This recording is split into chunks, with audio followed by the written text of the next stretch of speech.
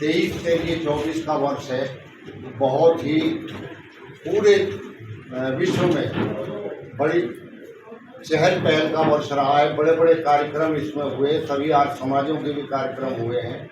हालांकि 2020 से जब से कोरोना आया था, जब ज़्यादातर संस्थाएं और विभाग काम नहीं कर रहे थे, तो आर्य समाजों में बहुत कार्य हुआ, विशेष कार्य हुआ। खास तौर पर चूँकि जब सारी कंपनियां, देश के लोग वर्क फ्रॉम होम कर रहे थे, तो आर्य समाज ने एक नारा दिया था, सभा ने भी हमारी प्रादेशिक स्तर पर भी आया था कि घर घर यज्ञ हर घर यज्ञ। उसका इतना प्रभाव ये रहा, बड़े बड़े कार्यक्रम, आज सभा का भी कार्यक्रम इलाहाबाद में उसकी शुरुआत बहुत बड़े कार्यक्रम के साथ हुई, फिर पूरे प्रदेश में कार्यक्रम चला, उससे पहले चला। और कोरोना में सभी आर्य समाजों ने अपने स्तर पर, कई गांव देहात में तो ट्रालियों में यज्ञ कुंड रख करके बेहद प्रचार उसका हुआ। मैं मानता हूं कि यज्ञ का प्रचार आर्य समाज के द्वारा जितना इस बीच में बाकी संस्थाओं द्वारा और काम हुआ, यज्ञ का श्रेय अब कहीं अगर जाता है तो आर्य समाज को जानने लगा है कि आर्य समाज के लोग क्या है जो यज्ञ कराते हैं। अभी तक ये था पर शादी विवाह करा देते हैं, लेकिन उसके साथ यज्ञ का कार्यक्रम हमारा चला। तो पिछले वर्ष में कई सारे कार्यक्रम, एक तो हमारा अपना सभा का, हालांकि आर्थिक रूप से उतनी अच्छी स्थिति नहीं रही। आज प्रतिनिधि सभा का हमारा ये 3 मंजिला एक प्रकाशवीर शास्त्री भवन है, जिसकी आय किराए की मिलती थी, वो हमारा 2020 से ही किराए पर नहीं गए। तो एक तो ये है कि जो भी आर्य समाजों से वार्षिक शुल्क दशांश आदि आता है, उसी के माध्यम से काम होता है। बाकी जो कार्यक्रम होते हैं, हमारा कार्यक्रम राजघाट वाला कार्यक्रम हुआ, तो उसमें हमने सब आर्य समाजों को, बहुत आर्य समाजों ने उसमें सहयोग दिया, डायरेक्ट वहीं पर सहयोग समाजों से। एक तरीका यह है कि आज प्रतिनिधि सभा में या आज प्रतिनिधि सभा वहाँ, क्योंकि उसका संयुक्त तत्वावधान में गुरुकुल के और आर्य प्रतिनिधि सभा के था, तो वहाँ पर ही हमने उसमें सहायता की और वहाँ पर अच्छा कार्यक्रम हुआ। बहुत बड़ी 100 किलोमीटर की शोभा यात्रा हुई। उसके बाद दूसरे कार्यक्रम हुए। 2023 की 12 फरवरी से 200वीं जन्म जयंती के कार्यक्रम शुरू हुए। मैं प्रधानमंत्री ने इंदिरा गांधी स्टेडियम की घोषणा की। उसके बाद में जो है दूसरे कार्यक्रम हुए और एक डाक टिकट का कार्यक्रम भी उपराष्ट्रपति जी के द्वारा किया गया। और इस वर्ष 2024 में 2024 की 12 फरवरी को उसका समापन टंकारा में, हालांकि समापन अभी नहीं है, ये बात हुई है कि 2025 तक महर्षि दयानंद की जन्म, चूँकि महापुरुष का वर्ष है, हम आम लोगों का जन्म तिथि एक दिन के लिए मना लेते हैं, कुछ की जो है जन्म जयंती का वर्ष बन जाता है। तो महर्षि दयानंद जैसे महापुरुष की अगर 200वीं जन्म जयंती के अगर 2 वर्ष तक भी कार्यक्रम चलते रहे, तो मैं समझता हूँ कि उसमें कोई ऐसी बात नहीं है। हम 2 वर्ष तक वो कार्यक्रम चलाते रहे। और 2025 जो हमारा आने वाला है, उसमें एक कार्यक्रम आपका आर्य समाज का 150वां जो स्थापना वर्ष होगा, उसके अवसर पर कल यहाँ पर अंतरंग में भी ये बात तय हुई, एक भव्य कार्यक्रम कुंभ मेला के अवसर पर 200वीं जन्म जयंती का भी आर्य समाज की 150वीं स्थापना शताब्दी का एक बड़ा कार्यक्रम प्रयागराज में होगा। अभी से मान करके चले कि उसे भव्य रूप से उस कार्यक्रम को करें। अंतर्राष्ट्रीय स्तर पर मंत्री जी ने उसके लिए रूपरेखा रखी थी कि अंतर्राष्ट्रीय उसका स्वरूप हम प्रदान करें, क्योंकि कुंभ मेला इलाहाबाद में बहुत बड़ी मेला होता है विश्व स्तर का। तो वहाँ पर सभी और दूसरे आर्य समाज से हमसे जुड़े हुए बाहर के देशों में भी आर्य समाज के लोग हैं। और एक ऐसी जगह होती है, स्थान विशेष का भी प्रभाव होता है कि जहाँ भाई लोगों की आस्था है। और कुंभ मेला चूँकि गंगा पर होता है और वहाँ तो महाकुंभ मेला है, महाकुंभ है, और यहाँ पर वो लोगों की ओर श्रद्धा जुड़ती है। पौराणिक हिंदू समाज की भी गंगा, यमुना, सरस्वती विलुप्त है, लेकिन त्रिवेणी संगम भी इलाहाबाद कहा जाता है। 200 करोड़ लोगों का बहुत अच्छा सरकार भी उसमें करती है, एक बड़ा कार्यक्रम। आप लोग अभी से उसमें उसकी अपनी एक रूपरेखा उस तरीके के ऐसे कार्यक्रम के लिए वर्ष भर जहाँ भी अपना कोई कार्यक्रम करें, तो उसमें उस चीज़ को हम लोग लेकर के करें। तो हम जिस तरीके से अपने स्तर पर कार्यक्रम करते आ रहे हैं, उन कार्यक्रम को और विस्तृत उनको आम जनता तक पहुंचाने के लिए करना है। ये भी कल बात हम लोगों ने चर्चा की थी कि हमारे कार्यक्रम में होने चाहिए जो आम लोगों से जुड़े हुए हैं। ये लगे कि आर्य समाज सब लोगों के बीच काम करता है। आर्य समाज में जो अपनी प्रसिद्धि जो आर्य समाज को मिली है, वो इसलिए मिली है कि जो लोगों की समस्याएं थी, जो जिन चीज से लोग पीड़ित थे, उन मुद्दों को आर्य समाज ने उठाया। कल हमने चर्चा की। होता है घोड़ा भी होता है, लेकिन असका मतलब घोड़ा ही नहीं होता। अगर घोड़े को लेकर बैठ जाएंगे तो ये रूढ़िवादी अर्थ हो गया, तो अर्थ का मतलब हो गया रूढ़िवादी अर्थ। क्या घोड़े को मार मार कर यश करो, ये उसका अर्थ हो गया, पर ये नहीं है। यौगिक अर्थ स्वामी जी हमें समझा रहे हैं पहले समोल्लास में। यौगिक अर्थ का ये है कि उसका प्रसंगवश अर्थ निकालना पड़ेगा। अर्थ का मतलब राष्ट्र भी होता है, घोड़े को भी कहते हैं। तो जहाँ राष्ट्र में यश की बात आ रही है, और ये कहा जा रहा है कि राष्ट्र के कल्याण के लिए कल कारखाने लगाओ, उद्योग धंधे लगाओ, उसको कहते हैं अर्थ। वहाँ गो में यश करो, तो लोगों ने कहा भाई गौ का मतलब गाय, गाय को मार मार कर देखो तुम्हारे वेद में लिखा हुआ।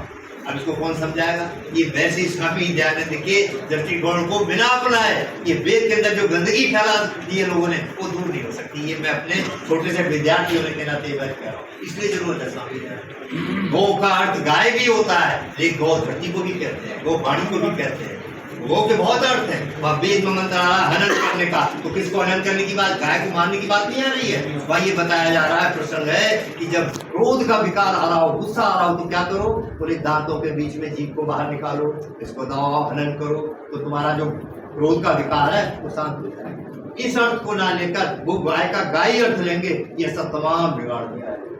इस प्रकार से हमारा वैदिक साहित्य बिगड़ा पड़ा है। वेद को भाष्य नाम जरूर ले रहे हैं सब, और उसके बाद में सब बड़ा षड्यंत्र की तरह अंग्रेजों नहीं सब बिगाड़ा, उससे पहले भी बिगाड़ आ चुका था।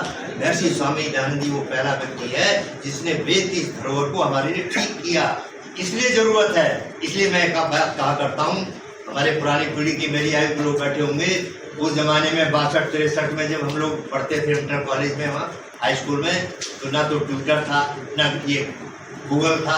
उस समय क्या चीज़ थी, जब मैथमेटिक्स की कोई किताब होती थी तो हमें कुंजी मिलती थी मार्केट से, कुंजी ले आते थे, कुंजी से लाकर समाप्त कर देते। इसी प्रकार से समझ लो आप, वैदिक वांग में वेद को समझने के लिए आप ये कुंजी है हमारे पास, उस कुंजी के बिना हम कुछ नहीं समझ सकते। ये दुनिया को समझाना पड़ेगा, और वो कुंजी का नाम क्या है, सत्यार्थ प्रकाश। सत्यार्थ प्रकाश कुंजी है, बिना सत्यार्थ प्रकाश को पढ़े वेद के एक शब्द को भी नहीं समझ सकते, उसके अर्थ को भी नहीं समझ सकते, उल्टा ही अर्थ निकालेंगे। इसलिए जरूरत है, इसे स्वामी जी का मैं समझ में आ रहा है। तो मैंने ये बात आ रहा हूँ कि एक बार फिर चर्चा करूँगी।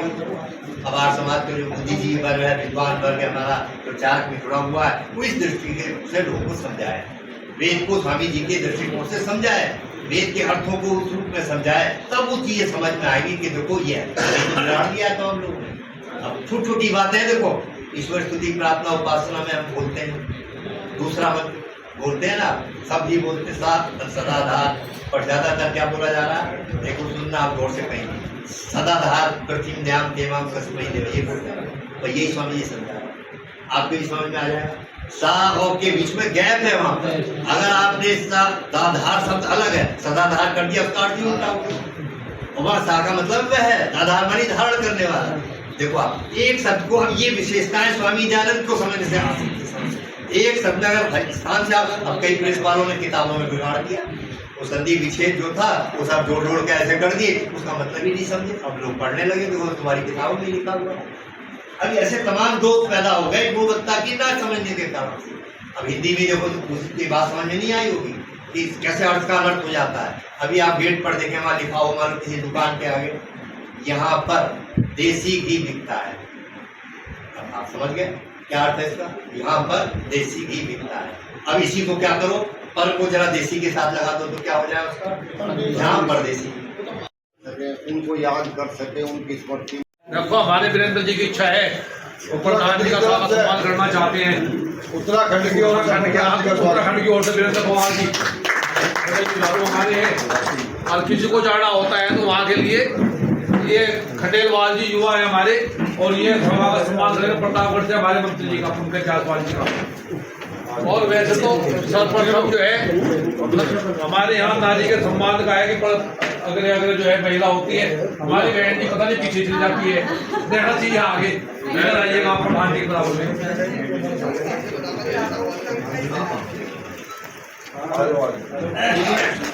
भदौरिया जी, बहन जी का सम्मान आप भी करेंगे, क्योंकि हम तो बहन जी को पहले से ही बड़ी हमारी क्रांतिकारी जुझारू हमारी बड़ी बहन है। अरे चला जाएगा।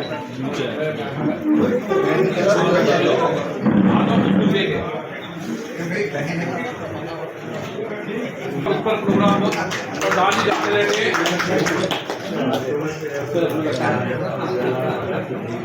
अब एक मलिक जी क्या करिए, मलिक जी वाला हो गया बिल्कुल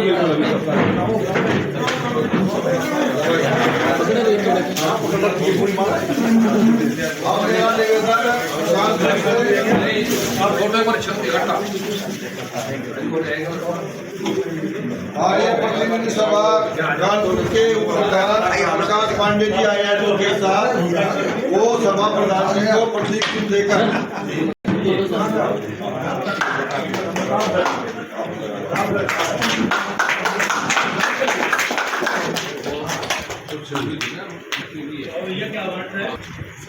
देखो साइड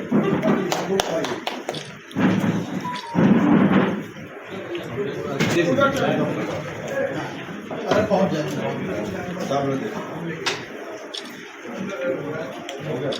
हो गया। मेरा घोड़ा था।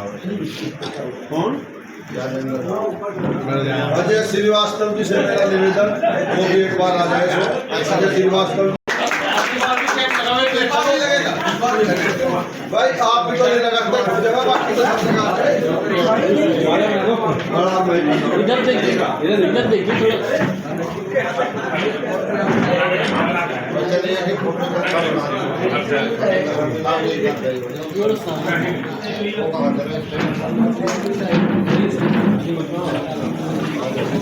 हमारे वरिष्ठ मुख्यमंत्री जो है हम सुनते जगह मिल जाएगी।